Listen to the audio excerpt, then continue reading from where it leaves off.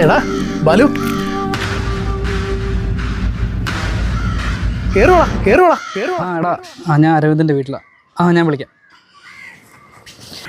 അളിയ പുതിയ shirt pant shoe ചെത്ത് look തന്നെ.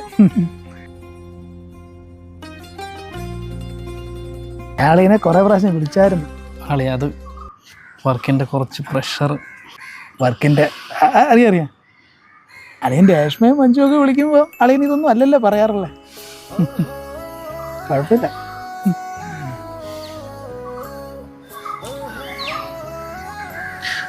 നീ പറ.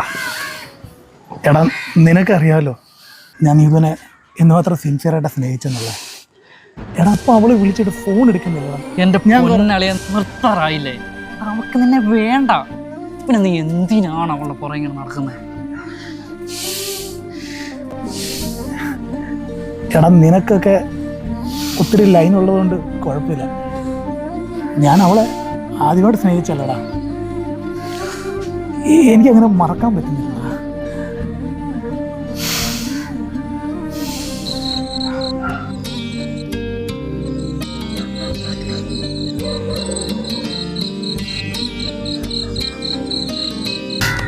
നീ ഒരു കാര്യം മനസ്സിലാക്കണം.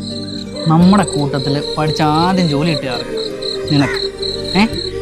എന്നെ പുകഴ്ത്താൻ വേണ്ടിയോ ഈ സിറ്റുവേഷനിൽ ഞാൻ പറയാമല്ല. എനിക്ക് ഒത്തിരി ലൈനുണ്ട്, കാര്യങ്ങളുണ്ട്, ഓക്കെ. പക്ഷേ കൂട്ടത്തിൽ കാണാൻ കൊള്ളാവുന്ന ആരാ? അത് നീയാ. എന്നിട്ടാണ് അവളുടെ പുറകെ ഇങ്ങനെ. നീ നിന്റെ വില മനസ്സിലാക്കുക. നീ ഇങ്ങനെ വന്ന് തെറി പറയാനാണെങ്കിലും എന്നെക്കുറിച്ച് പറയുമ്പോഴാണ് എനിക്ക് എന്തെങ്കിലുമൊക്കെ ഞാൻ നേടിയെന്ന് വിചാരിക്കുന്നത്. പക്ഷേ നീ ഇപ്പം എന്നെ കാണാൻ വന്നതുപോലെ, അല്ലെങ്കിൽ ഞാനിന്ന് വിളിച്ചപ്പോൾ നീ ഫോൺ എടുത്ത പോലെ അന്ന് നീ ഫോൺ എടുക്കുക എന്നോടൊന്ന് സംസാരിക്കുക ചെയ്തിരുന്നെങ്കിൽ ഞാൻ കെട്ടി തൂങ്ങി ചാകേണ്ടി വരത്തില്ലായിരുന്നല്ലോ.